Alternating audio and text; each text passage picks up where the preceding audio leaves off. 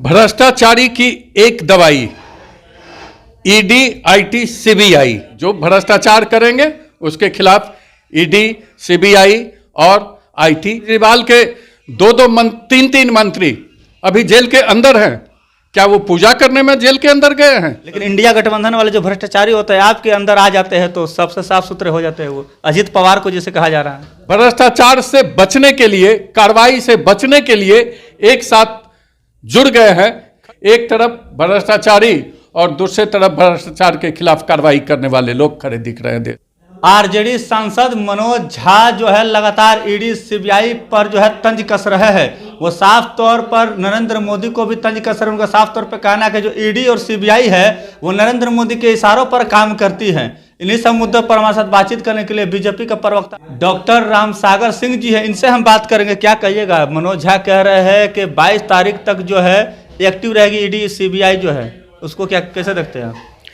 भ्रष्टाचारी की एक दवाई ईडी, आईटी, सीबीआई, ये सारे लोग जानते हैं। और किस मनोज झा की बात कर रहे हैं? वही मनोज झा जिसके फतेह बहादुर सिंह जो राजद के एमएलए हैं, जो सरस्वती को चरित्रहीन कहने का, आपत्तिजनक टिप्पणी करने का दुस्साहस किया था, उसके पक्ष में खड़े होने वाले मनोज झा। वही मनोज झा जो राजद के विधायक जो दुर्गा जी के बारे में आपत्तिजनक टिप्पणी किया था, उसके पक्ष में खड़े हो गए थे।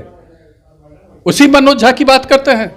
उसी मनोज झा की बात कर रहे हैं जिसके नेता पूर्व मुख्यमंत्री राबड़ी देवी, लालू यादव, सारे लोग जो भ्रष्टाचारी हैं उसके पक्ष में बोलने वाले। ये तो आरोप आप लोग पर हमेशा से लगता रहता है सर कि ईडी, सीबीआई जो है आप लोग के हाथ में, शिकंजे में है। जब सीबीआई, आईटी जब उनके हाथ में था, चारा घोटाला कब हुआ था?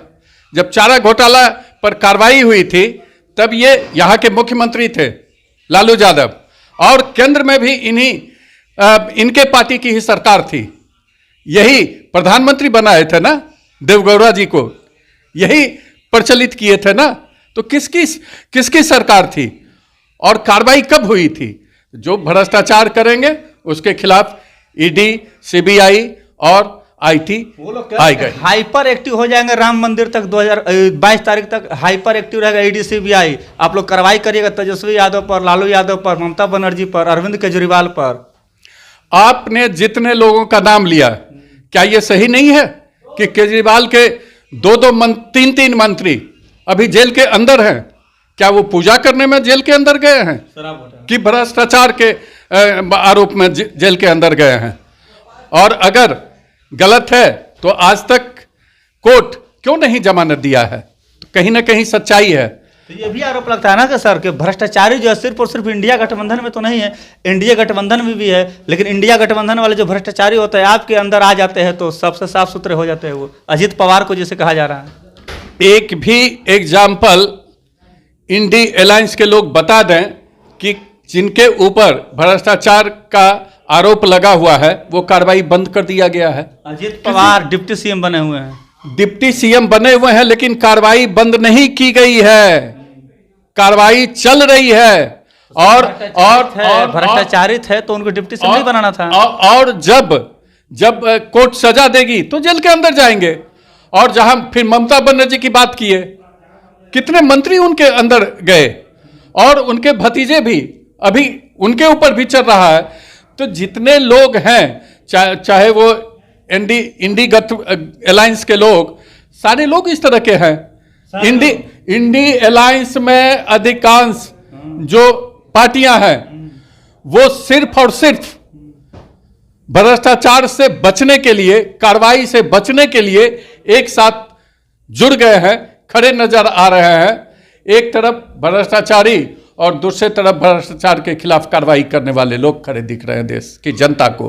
और देश की जनता निर्णय ले रही है। चलिए, देश की जनता को अब निर्णय लेना है कि भ्रष्टाचार वाले के पास साथ रहना है कि भ्रष्टाचारियों के खिलाफ जो कार्रवाई करती है उसके साथ रहना है। तो इस पर आप क्या सोचते हैं, आपकी क्या प्रतिक्रिया है, कमेंट में जवाब जरूर दीजिएगा। तब तक के लिए बहुत बहुत धन्यवाद।